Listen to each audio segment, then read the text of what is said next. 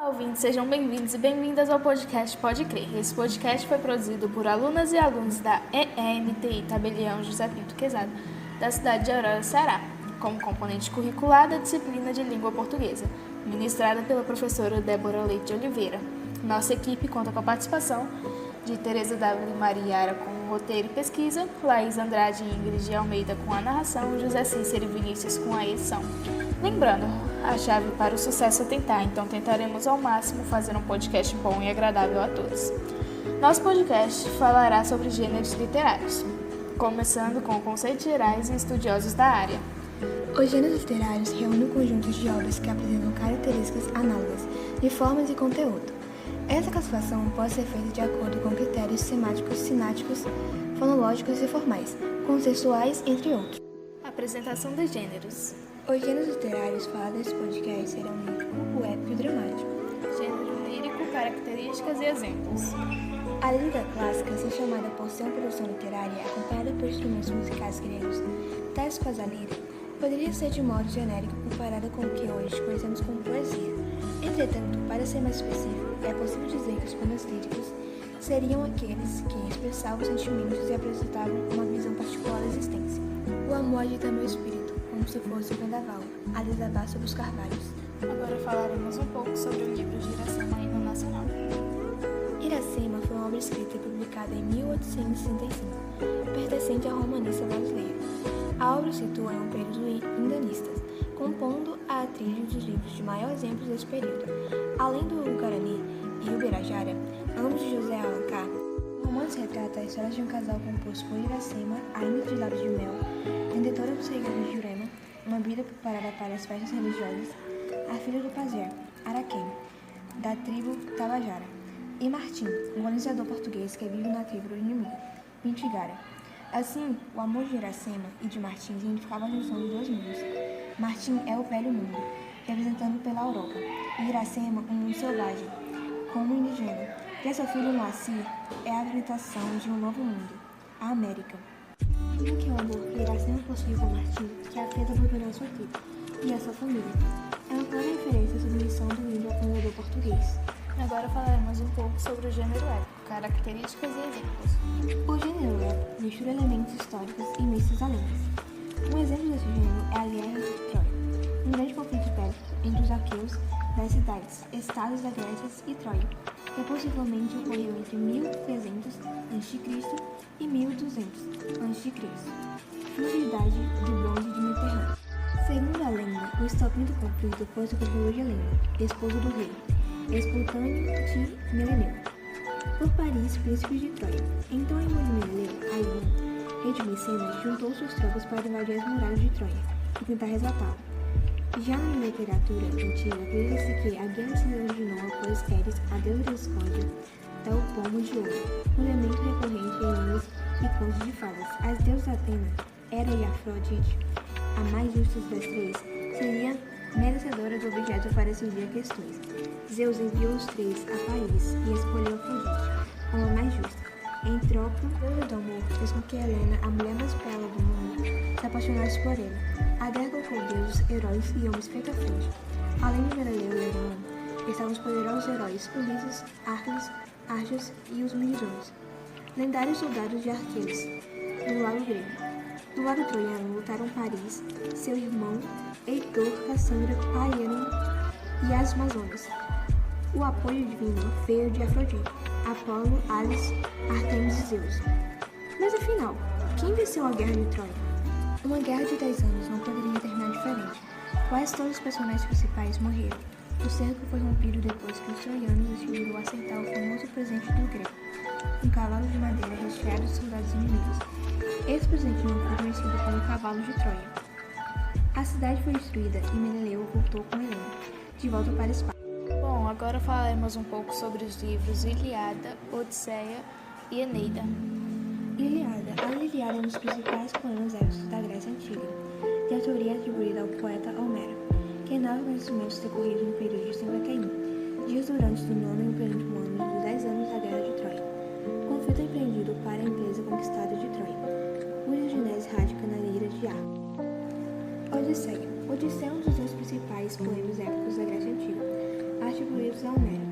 É uma sequência da Ilíada, outra obra cética do amor, e é um poema fundamental ao Carcone ocidental, historicamente a segunda e a primeira, sendo a própria Ilíada, obra da literatura ocidental. Eneida. A Eneida é um poema épico latino escrito por Virgílio no século I a.C., conta a saga de Enéas, um troiano que é salvo dos gregos em Troia. Viagem errante pelo Mediterrâneo até chegar à Península Itálica. Seu destino era ser ancestral de todos os romanos. Iremos falar agora sobre o gênero dramático, características e exemplos. O gênero dramático subdividido por Aristóteles em tragédias e comédias é aquele tipo de texto literário criado para ser encenado, ou seja, para transformar-se em uma peça de teatro. Uma das peças mais famosas da Grécia Antiga é de Édipo Rei. Agora falaremos sobre Édipo Rei. Na lenda grega, Édipo, filho de Laio e Jocasta, era o rei de Tebas, a cidade que fora assolada por uma peste. Ao consultar o oráculo de Delfos, Édipo descobriu algo trágico sobre sua vida e ele foi amaldiçoado pelos deuses.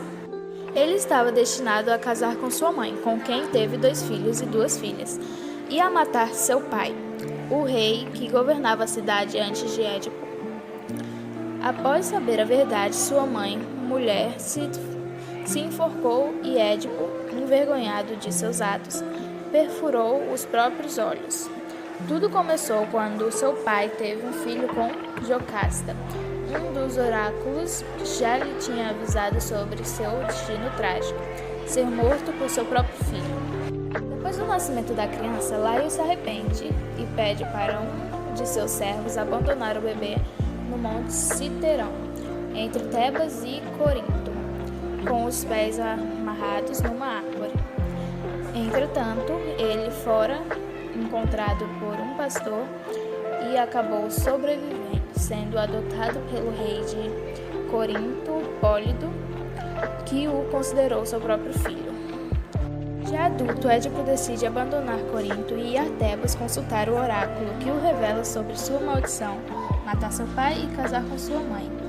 E para saber os desfechos dessa história, é só ler o livro do Édipo Rei. Agora falaremos sobre referências biográficas. As informações foram pesquisadas nos sites de português.com.br, de todamatéria.com.br e no livro didático de português. E para fechar com chave de ouro o nosso podcast, contaremos com a presença da nossa professora de língua portuguesa, Débora, doutorada em Linguística aplicada pela Universidade Estadual do Ceará, especialista em Psicopedagogia Clínica e Institucional e em Gestão Escolar pela Faculdade Vale do Salgado. Graduada em Letras com habilitação em Língua Vernácula e Língua Inglesa pela Universidade Federal de Campina Grande, professora da Rede Estadual do Ceará na Escola de Ensino Médio de Tempo Integral Tabelião José Pinto Quezado, membro do Grupo Estudo e Ensino do Texto e diretora regional da Associação Brasileira de Incentivo à Tecnologia e Ciência. Olá, ouvintes do podcast Pode Crer. Eu sou a professora Débora Leite. É um prazer enorme fazer parte desse trabalho tão legal que essa equipe fez sobre os gêneros literários. Vocês terão muito a aprender com a pesquisa delas, tenho certeza disso. Bom, Débora, para começar, eu queria saber o que você acha do livro de Iracema. Bom, com relação ao livro Iracema, de José de Alencar, é um livro que eu acho muito importante para a literatura brasileira, principalmente para a literatura cearense. É uma forma romântica de descrever a nossa história enquanto cearenses, tendo em vista que o primeiro cearense seria filho de Iracema e filho de Martim, Iracema indígena, Martim português. Mas é uma visão possível, né? É uma visão possível da literatura. Não é de fato que a história tenha acontecido dessa forma. É uma maneira de criarmos uma identidade nacional. Uma vez que o romantismo ele inaugura isso, uma identidade nacional para a literatura. Então buscam heróis brasileiros, pintar a fauna e a flora brasileira de forma autêntica, não só imitação dos clássicos portugueses e europeus. Então, para mim, Iracema é um grande marco. Tanto é que o Ceará, na nossa capital Fortaleza, nós temos muitos monumentos fazendo alusão a Iracema, ao livro e às obras de José de Alencar. A parte do livro mais marcante para mim, com certeza, não sei se eu vou estar dando spoiler, mas com certeza foi o final, com o nascimento do Moacir, filho da dor. E essa parte eu não sei se eu posso contar nesse podcast, vou deixar para os leitores, vou deixar para os espectadores, né, os ouvintes do trabalho de vocês. Mas com certeza o final é uma parte que é muito emocionante. Então, Débora, agora eu queria saber o que você acha do livro Édipo Rei na parte que estava destinado a casar com sua mãe e matar seu pai. A história de Édipo eu sou suspeita para falar, eu acho uma história muito massa, muito cheia de peripécias, surpreende o leitor a todo momento. Quando você fala de que a trama do livro, ela se dá por um jovem que mata seu pai e casa com sua mãe. Isso é extremamente impactante de ouvir. E quando você vai avançando na trama, você não consegue ter raiva do vilão, né? Aliás, você não consegue ter raiva do Édipo, que por vezes e por alguns contextos e leitores da história, ele pode ser o vilão. Mas ele é o vilão de sua própria história, mas ao mesmo tempo ele é herói por ele estar o tempo todo fazendo constantes autocríticas, mas a sua impossibilidade de enxergar o seu futuro, de enxergar suas ações, o torna um personagem muito complexo e muito legal de se ler. Então eu recomendo muito a leitura de Édipo Rei. Inclusive alguns fatores da psicologia atual, né, falam sobre o complexo de Édipo, o complexo de Electra. Então, para você entender outros conceitos de hoje da psicologia, você precisa ler Édipo na literatura e fazer conexões com todos esses conhecimentos. Eu me lembro muito de um personagem também que eu gosto bastante, que é o cego Tiresias.